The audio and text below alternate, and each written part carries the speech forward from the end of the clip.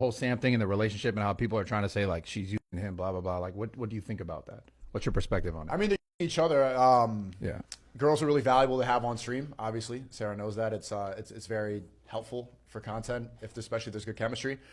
And I think that there's some sort of genuine connection, but it's also like you're profiting off of each other. It's just a weird relationship because it's pretty much always live. I was telling Brad, like, regardless if you spend 3 weeks with someone, you grow a bond with them. You grow to like them to some extent. Yeah, I think they're getting used to each other. But yeah. Same thing. I mean, women are opportunistic people. Women will only like you for what you could provide for them. I think that men could actually like see someone's character and be like, yo, I fuck with you.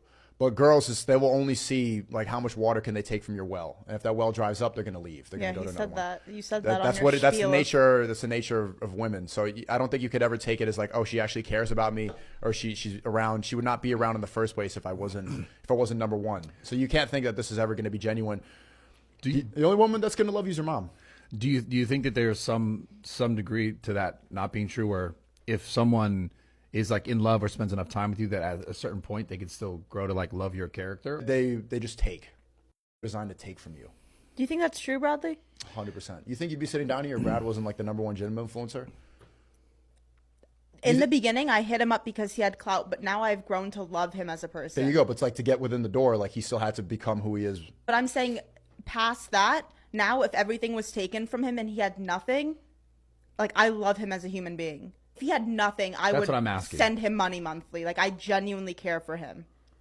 That's what I'm asking. Do you think that regardless, like off camera, we text constantly, checking in on each other. I care about him and his feelings and everything. Like, do you think there's like a level where you can grow with someone regardless of what you can give them? That like, because we're just saying, in this case, we're talking about women. Like, I do believe that if I had nothing, I don't think she would pay for my lifestyle or anything like that. If I was like losing everything. No, she wouldn't. She would give you 5-10K a month, and pretty much because you made her career. So it's kind of like paying it back and like I owe you, but not because she would start to like loathe and be by your presence. If you were crawling around on the streets like doing, she's not actually going to be like, oh, I love Brad. Well, if he started doing drugs, yes, but I don't think he's like that either. I don't think. Well, that's what happens when somebody becomes down bad and loses their entire empire. Like they either lose it to a female, they lose it to or they away. And if it's one of those three, you're just going to become by him. Because the reason that you like Brad right now is because like look at the man he is. But women don't care about what it takes to build you up to that point. There's a lot of work that goes into that. There's a lot of sleepless nights, all-nighters. Like Brad's like getting flashbacks right now. I see it in his eyes. He's getting PTSD of like the years and years of hard work. Women never really appreciate that, but men can understand that because men know what it takes to get to that point. I can't even argue with that.